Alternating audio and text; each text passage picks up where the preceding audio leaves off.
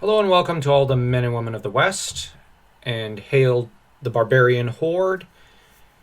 I hope you guys don't mind this rather different video. This is going to be a more tentative one that is rather more a kind of set of research notes I'm doing for an upcoming collab.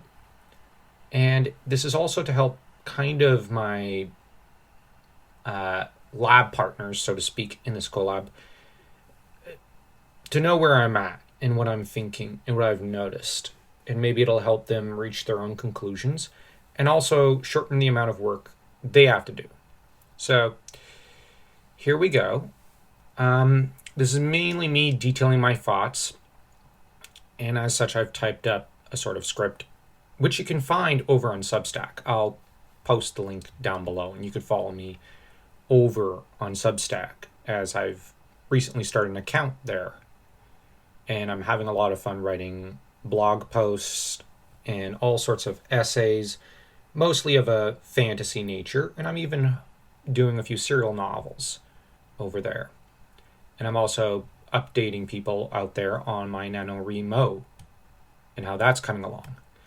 Anyways, it happens that the first real lore similarity I'm going to take note of is how both of the universes of Howard and Tolkien start with a dark eldritch force of evil keen on the enslavement and perversion of men and intent upon mankind's destruction. In the case of the Silmarillion, this force is Morgoth, or Melkor, as he was known when he was little more than one of the Ainur, one of the ancient primordial spirits who date to before time itself. In the case of Howard's mythology, it was Set, the ancient serpent who was father to the serpent men / snake men. Both of them tyrannized over large portions of the world and saw their reigns and those that of their servants toppled by ancient men. The next thing to take note of is the role of Atlantis in their mythologies. Both men were fascinated by the story of Atlantis as told by Plato, and both men wished to tell stories of the fall of Atlantis. Tolkien, for his part, took a more mythological and moralistic stance on the whole thing, whereas Howard took a more naturalistic one of sorts. That is to say that in Tolkien's mythos, the story of Atlantis is transformed into the mythology of Numenor. The Numenorians are those heirs of Elros, brother to Elrond, who built up an ancient island nation and became the greatest of all mankind, and in time were corrupted by their own greatness, so that they dominated politics in the second age of Middle-earth. As to Howard, he was to establish Atlantis as a tribal place more akin to medieval Ireland, with the people divided into clans and tribes. That said, it happened that Atlantis did eventually civilize, but not soon enough, as they were shortly after the cataclysm that wrecked the Thurian continent, driven from their island home and forced to take refuge on the mainland. In the context of Numenor, it was the hubris of the king's men, led by Ar-Pharazôn, that causes the sinking of the star-shaped island, and causes the faithful, led by Elendil the Tall, to take refuge on the mainland. This done, he and his two mighty sons founded the kingdoms of Arnor and Gondor, and had to deal with continuous conflict over the next years with Mordor. As to the Atlanteans of Howard's mythology, for one thing, they always played second or third fiddle to the Picts and to the Picts' allies / overlords in the shape of the Empire of Valusia.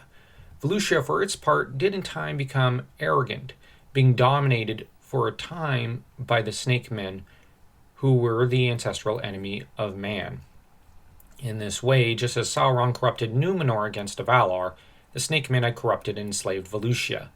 The nation of Valusia, though, was freed thanks to the efforts and heroics of Cull and Brul, the Spearslayer.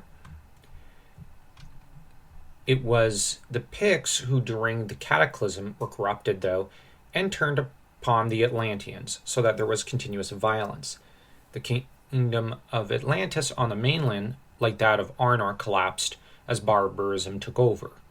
In place of where Atlantis on the mainland had been set up, Samaria arose, a land of tempests and tribal infighting and blood feuds, something that seems to be the case for Arnor also in some places after the Angmar Wars.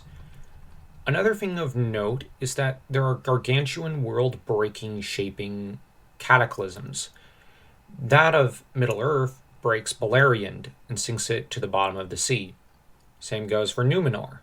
In Howard's mythos, there is one cataclysm that breaks the Thurian continent, ending that age, and then there is a second, and then the Hyborian age starts. We also have, in the second ages of each world, a set of evil empires arise. Numenor becomes evil over time after the rise of Tar Atanamir.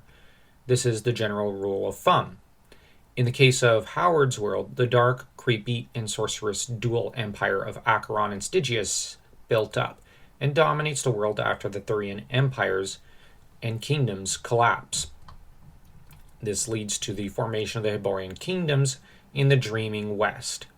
Each of the kingdoms in question are modeled after those of medieval Europe, or some measure of mixing and fusing of one or two societies, such as Aquilonia, which is a fusion of France and Rome, or Numidia, which is ancient Greece, Byzantium, and medieval Italy, as there are knights there too, and many others.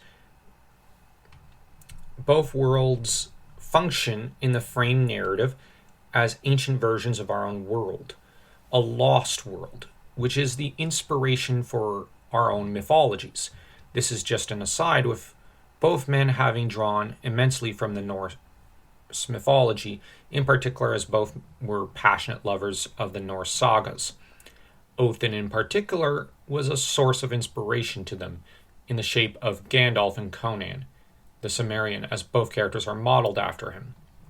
Tolkien was a linguist, Howard an anthropologist, so that both were intensely interested in the ancient world and in Anglo-Saxon myths and the idea of northern courage.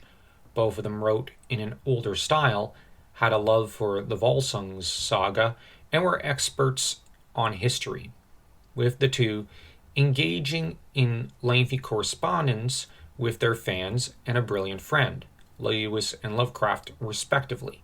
Both men loved intensely Edith and Noel, respectively, and both men were far-sighted individuals of a hard-working nature and were fascinated by mythology, being familiar with the notion of archetypes and the hero's journey, possibly before Jung and Campbell had even begun exploring such ideas.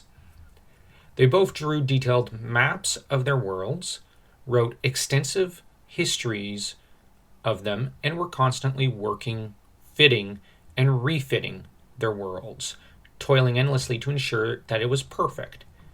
Both The Hour of the Dragon and Lord of the Rings are about collapse into despair, striving for hope against all odds, and sees the leads, Frodo and Conan, chase after a MacGuffin of great power which is very corruptive in nature, in the hope that they might destroy a Dark Lord. What is more is that the motivation of Conan and Aragorn in doing so is to return to being king, but more than that, it is to win the love of the most beautiful woman alive. Both have priestly mentors, Hadrothus and Gandalf. Both have a journey into a dark realm, Stygia and Mordor, respectively. Both have fiery, hitherto defeated allies who demonstrate northern courage and fight against all odds, and are lords of domains, with an obsessive and ancient warrior history, Trocaro and Theoden. Both Aragorn and Conan have characters who in their stories achieve redemption after becoming obsessed with a gold object or a symbol of wealth, but only achieve said redemption in death. Boromir, who is as a brother to Aragorn, and Belit, who is Conan's first love in the Queen of the Black Coast. Both Aragorn and Conan are of ancient heroic lines, with Aragorn being descended from Elros, and Beren before him, along with Tuor. Whereas Conan, in some depictions, has a warrior father, but also his mighty, heroic, and noble grandfather Connacht, who bears some resemblance to Musashi from Vagabond/Musashi novel by Yoshikawa Eiji. But Conan may also be a descendant of Kull the King of Volusia. Both Hour and Lord of the Rings end with the recrowning of a king and with his marriage implied or shown explicitly, respectively, of a king and queen. It also ends with a moral lesson or set of lessons learnt by the kings, who become greater and wiser than their predecessors. Conan learns to show mercy to the cruel Tarascus, and Aragorn, unlike his predecessor, shows humility of such a kind never shown before since the days of Elros. Both mythologies feature also a blonde warrior woman in the form of Eowyn and Valyria. Both women have intensive love stories and assist in the slaying of an ancient evil, and both women are treated by their authors as the peak of female greatness in some ways. There are differences to be sure, but the similarities of Eowyn in Lord of the Rings and Valyria from Red Nails is fascinating and worth looking into. This is all I've got off the top of my head without looking anything up.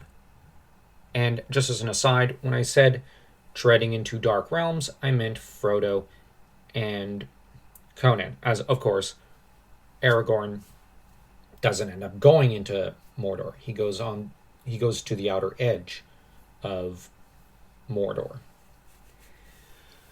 Now, tell me what you all think. I'm considering looking into things more closely and doing proper research to a much more intensive kind in preparation for the collab. And if you enjoyed this video, don't forget to smash that like and that subscribe button, as it would be greatly appreciated.